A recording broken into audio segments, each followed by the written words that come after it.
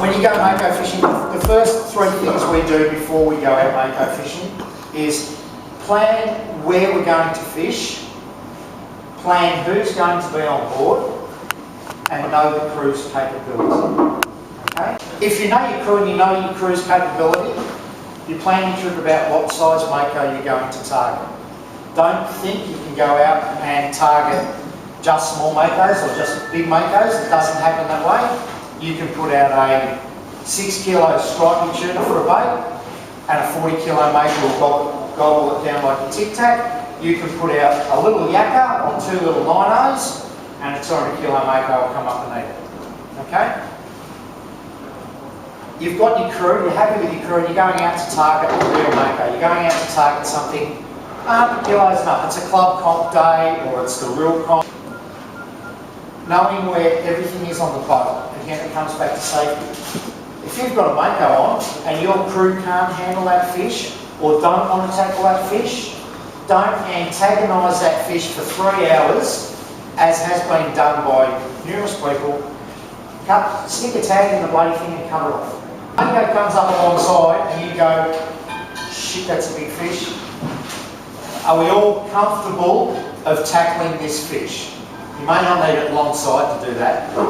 You may have done 5 or 6 times and you've gone, oh shit, or some of the crew are nervous about it. Don't scare the shit out of them by trying to tackle that fish.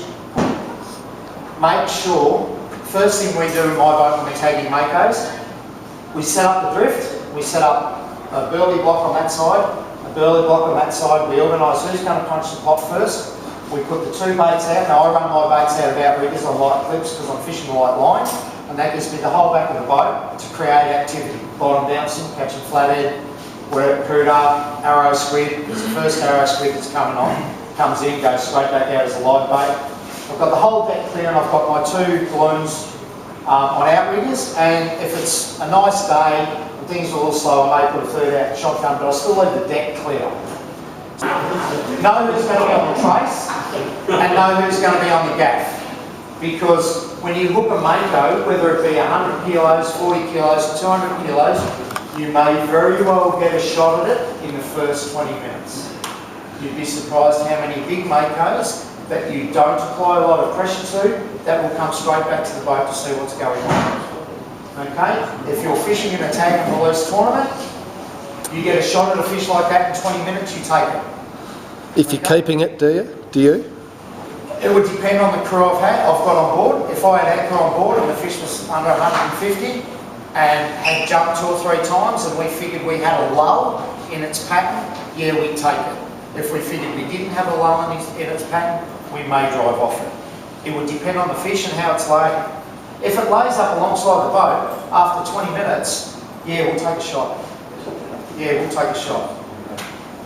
But we know where everything is and everything's already organised. Okay. So we've got a mako, we've decided that we're going to tag a little one, we've got it up alongside the boat, we've got the boat in gear and we're doing 2 to 3. So we're looking at a 90 to 120 kilo mako. Where are we going to put the first gaff? Now where would you put the first gaff? In his gills. On a 130 kilo mako? Yep. Right between the pads. That's why you lose so many. No. There's 2 ways of gaffing a mako. There's the quick kill way and there's the safe way. I'm not saying what Ashley does is wrong. I've been known to do that myself. But the safest way to newcomers is to tag the fish 1/3 of the way back from the dorsal fin towards the tail. And I'll explain why. It's a big meaty area of the fish to hit, so the gaff's likely to go in, number 1. Number 2, that's the motor bit, and that's the pointy bit. If you've gaffed it 2/3 of the way back, you've got the motor out of the water when it rolls up, so you're decelerating the fish, and the bit that's going to bite your left foot off is now 3 feet under the water. That's not a bad position to have a mako in. Okay, we all understand that? So between the dorsal fin and the tail, about 1/3 of the way back from the dorsal fin towards the tail, is a good spot to stick the gaff in. It puts the pointy bit, the dangerous bit down and takes the drive bit out of the water. First thing a mako does when you gaff it is roll. It'll roll up the gaff rope. If it rolls up the gaff rope, the motor's further out of the water. If the motor's further out of the water, it's really not going anywhere quickly. With a 150 kilo mako, you've got the motor out of the water like that and it's sitting up in the air. Once it's rolled into the side of the boat, it's quite easy to get a tail right. Boom, job done. Okay, mako's not caught till you've got the tail rope on.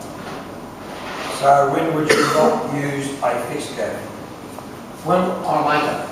Never. On a mako. I would not use a fixed gaff on a mako. Fixed gaff are for tuna.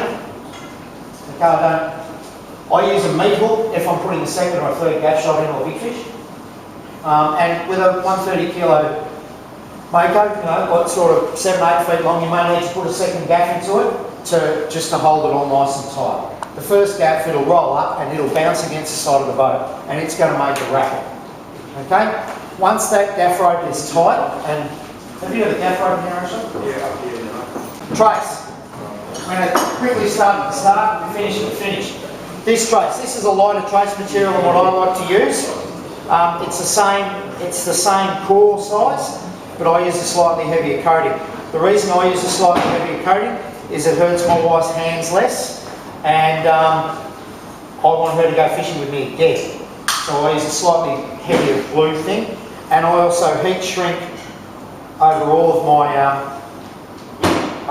wire ends. The reason I heat shrink over it is I hate getting jabbed in the fingers by the little bits of stainless when I'm baiting up, and I do, and it hurts, and I'm sore. Okay, tracing a fish. This is going to tangle right back. Okay, so we just, you can be a fish. Just hold that sleeve. Get down. Alright. Tracing a fish. Gloves on. Take a wrap, and always take a wrap where anything goes wrong, you can point your hand and the fish is gone. Right? Take a wrap. Second wrap, still point your hand, the fish is gone. Shake hands with it. Shake hands with it. The fish wants to go, you can't hold it anymore. Point your hand with it and it'll slide straight off. If you go the wrong way and overlap it over your hand and the fish wants to go, it's now taking your hand off. It's really hard to wind in after that. Okay, so shake hands with it, shake hands with it, right? Shake hands with it. Most of the time I end up doing that. If I've ever got to take a wrap, I do it that way so I can put my hand and it's off. Okay? I dump the trace when I'm pulling it in somewhere where it can go away from me easily in a hurry, normally over the side of the boat. Okay, I don't like to have too much trace on the floor of the boat. I'll feed it in and leave it outside the boat if I can. That way if it wants to go, it can go. As soon as I know I can't hold it anymore, I tell the guy on the rod, I'm going to let the trace go. It's just after you've got a gaff and tail rope on it. No, this is what it's saying. I've got alongside of it, I've traced it up, ready to go. Now the gaff man comes in. He's already got the gaff in the pole. Have you got a pole here, Ashton?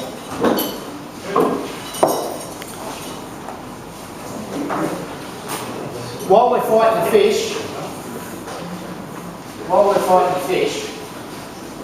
we've got, on the far side combing rack, we fight everything off the driver's side, as all of you guys would do with tuna and anything. If you've got the rod man right next to the driver can see the line, and he can steer towards the fish, slow the boat down or speed the boat up, whatever's necessary. If the fish goes streaming off, the driver can see it, he can tell the guy on the rod, I can't keep up with it, drop the drag back a bit so the line pressure doesn't break, especially light line classes. Alright, so on the far side of the boat, in my combing rack, there'll be 3 gaff poles set up. Why 3? In case the first one misses, or the second one misses. 3 poles. These will be sat in the top of the pole out of the way, with a rubber band wrapped around it, and the rope here. Before the gaff man goes to gaff the fish, on the far side of my boat, he'll hook that around the bollard. On the far side of the boat, reach over, grab the rope, and pull the gaff in with the rope. Okay, that takes a little bit of practice, pulling the gaff in with the rope, not trying to pull it in with the steel bit.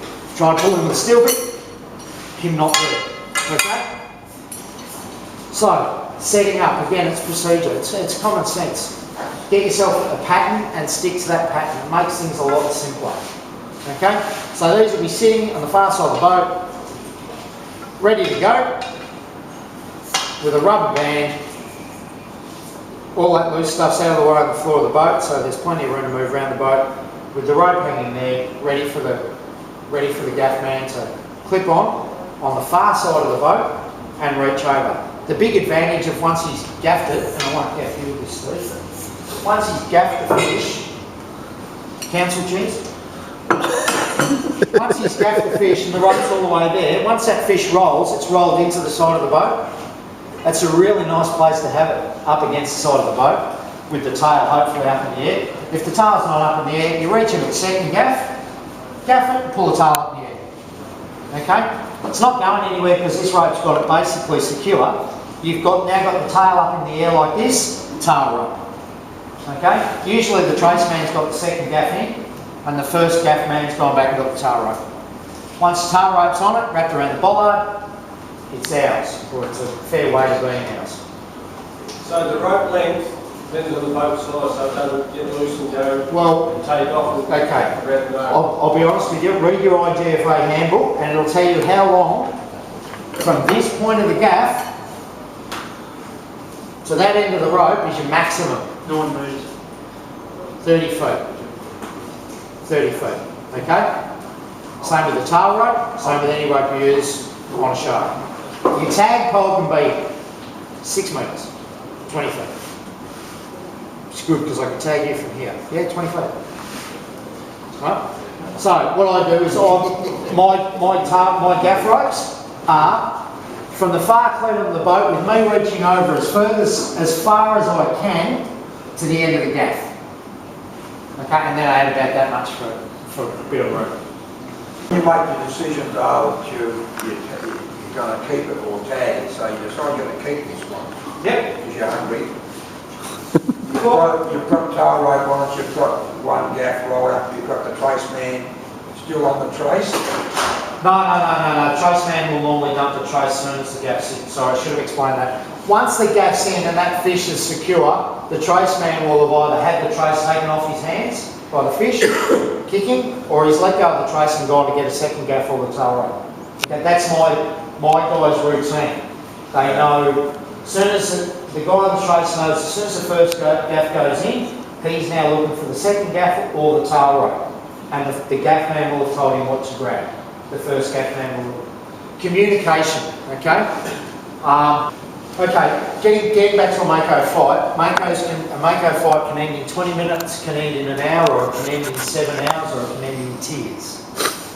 Okay? We tend to form a sort of a pattern about an hour into the fight, and you can use that pattern to break them down. They'll go down, they'll come up mid-water, they'll duck off in a direction. It's not always easy to pick that direction, but then they'll come up, then they'll go down again, and you can sort of establish a bit of a pattern. Using the knowledge of that pattern, you can actually run them down as they're coming up. And I've had to drive off makos to plane them up. Everybody knows what that means. You actually drive off the fish, so you're changing the angle of the fish instead of being straight up and down. You actually get over here by driving off, and you can actually gently ease it up over time. Big bright. Simple terms, makos, great fun, great sport, but a fish that needs to be respected because they've got things that hurt at one end and a thing that can slap you in the head at the other end. I'm being serious. Know your crew, know their capability, know where everything is on the boat, know where all the safety gear you need to fight that fish is on the boat. Don't antagonise it if you're not going to keep it. Okay, don't antagonise it if you're not going to keep it. It's not fair on the fish.